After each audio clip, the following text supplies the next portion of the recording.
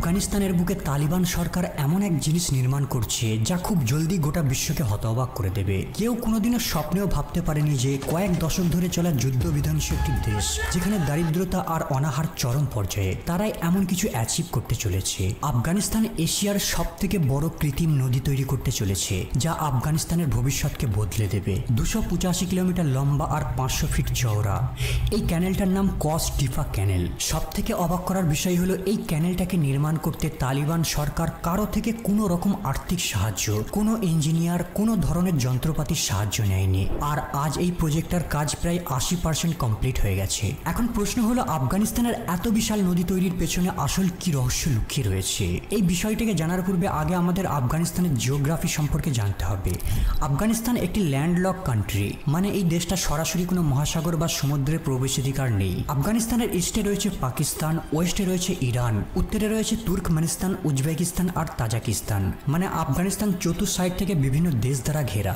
আফগানিস্তানের 80% জল বরফে ঢাকা এই হিন্দু কুজ পর্বতমালা থেকে আসে। আফগানিস্তানের 4টে মেজর রিভার সিস্টেম রয়েছে, এর মধ্যে আমু দারিয়া সব থেকে বড় নদী। এই নদীটা উত্তর পাকিস্তান আর সেন্ট্রাল এশিয়ার মধ্য দিয়ে ফ্লো হয়ে উজবেকিস্তান ক্রস করে অ্যারাল সিতে গিয়ে শেষ হয়েছে। আর এটাই হলো সেই নদী যার জলকে কস টিপা ক্যানেল তৈরি করে নিয়ে আসা হচ্ছে। আফগানিস্তান এমন একটি দেশ যার 70% এরিয়া পাহাড় দ্বারা কভার, আর এর দক্ষিণ অঞ্চলে রয়েছে বিশাল মরুভূমি। আর এই কারণে আফগানিস্তানের জলের সংকট সব থেকে বড় সমস্যা। আর এই সমস্যা সমাধানের জন্য আফগান অথরিটিরা বহু বছর ধরেই কৃত্রিম খাল তৈরি করার পরিকল্পনা করে আসছে। কস টেপা কানেলের সর্বপ্রথম প্ল্যান করা হয়েছিল 1970 সালে প্রেসিডেন্ট মোহাম্মদ দাউদ খানের শাসনের আমলে। দাউদ চেয়েছিল এই নদীটা তৈরির মধ্য দিয়ে লাখো আফগানিদের মুখে আহার তুলে দেবে।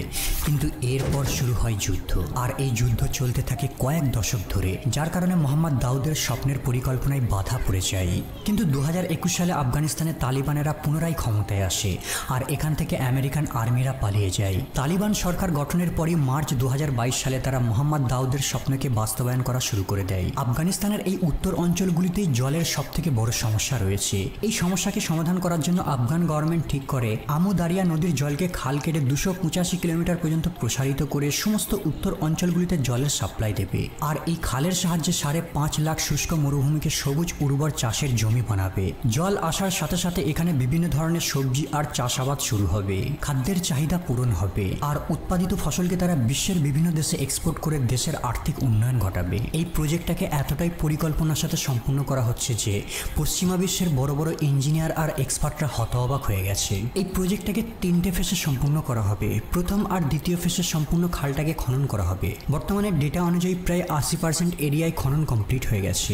মাটি খনন করার জন্য 200 কন্ট্রাক্টরকে হায়ার করা হয়, আর প্রায় 7000 ট্রাক্টর আর এক্সকাভেটরের সাহায্য নেওয়া হয়। আর সমস্ত প্রসেসটা খুবই নিখুঁতভাবে ম্যানেজিংও হচ্ছে। ট্রাক এক্সকাভেটরের পেছনে লাইন দিয়ে দাঁড়িয়ে থাকে, আর এক্সকাভেটর মাটি তুলে ট্রাকে জমা করতে থাকে। আর সুপারভাইজার ইঞ্জিনিয়ারের নির্দেশ পাওয়া মাত্রই ট্রাক মাটিগুলোকে নিয়ে গিয়ে খালের কিনারায় ঢেলে দেয়। এর ফলে খালের জন্য কনক্রিটের বাউন্ডারি নির্মাণের কোনো প্রয়োজন পড়ছে না। অটোমেটিক একটা ন্যাচারাল বাউন্ডারি তৈরি হয়ে যাচ্ছে, যা বাড়তি খরচের হাত থেকে বাঁচিয়ে দিচ্ছে। এখন বাকি রয়েছে ফাইনাল ফেস। এই ফেসে 5,50,000 হেক্টর জমিতে জল সরবরাহ করা হবে। জলের সাপ্লাইয়ের জন্য এই খাল থেকে ওয়াটার পাম্পের সাহায্যে প্রায় 5 কিলোমিটার দূরত্ব পর্যন্ত সমস্ত জমিতে জল দেওয়া হবে। কিছু জায়গাতে অলরেডি কাজও শুরু হয়ে গেছে। আরও একটি মজার বিষয় হলো, এইসব জমিতে টিউব অয়েলের উপর সোলার প্যানেল ইনস্টল করা হয়েছে, যাতে এই টিউব অয়েলের মোটরকে চালানোর জন্য কোনো ইলেকট্রিসিটির প্রয়োজন পড়বে না। আসলে আফগানিস্তানে অলরেডি অসংখ্য সমস্যা রয়েছে, কিন্তু এই কেস টিপা ক্যানেলটা যেন তাদের কাছে কিছুটা আশার আলো।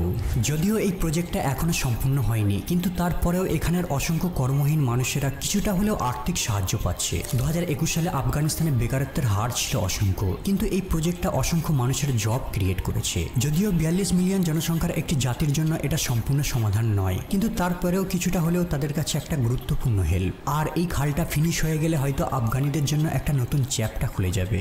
আফগানিস্তানের সব থেকে বড় সমস্যা হলো এখানের ক্লাইমেট। ভারত পাকিস্তানের মতো এখানে মৌসুমী বৃষ্টিপাত হয় না। চাষিদের চাষ করার জন্য পাহাড়ের তুষারপাতের উপর নির্ভর থাকতে হয়। কিন্তু উত্তর আফগানিস্তানে কোনো পাহাড় নেই, এখানের ভূমি সমতল। জলের অভাবে এইসব জায়গাগুলো ধূসর মরুভূমির মতো পড়ে থাকে।